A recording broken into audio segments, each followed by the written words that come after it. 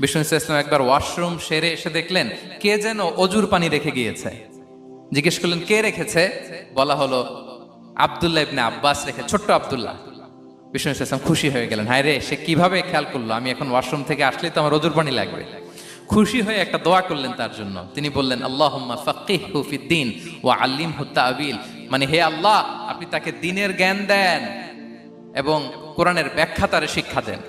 বিশ্বনবীর এই দোয়া এমন ভাবে কবুল হয়েছে, এই আব্দুল্লাহ ইবনে আব্বাস যত মুফাসসির পৃথিবীতে আসবে সকল মুফাসসিরদের সম্রাট হিসেবে আল্লাহ তাকে কবুল করেছেন। বিশ্বনবীর দোয়া তারা পেয়েছেন।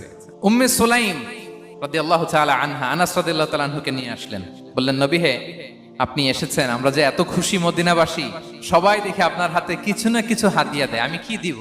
কিছু দেয়ার নাই, কিছু দেয়ার নাই, আমি গরিব মানুষ, আমি আমার নাড় ছেঁড়া ধন, কলিজার টুকরা আনাস, আমার শিশু সন্তানটারাই আপনার এই হাতে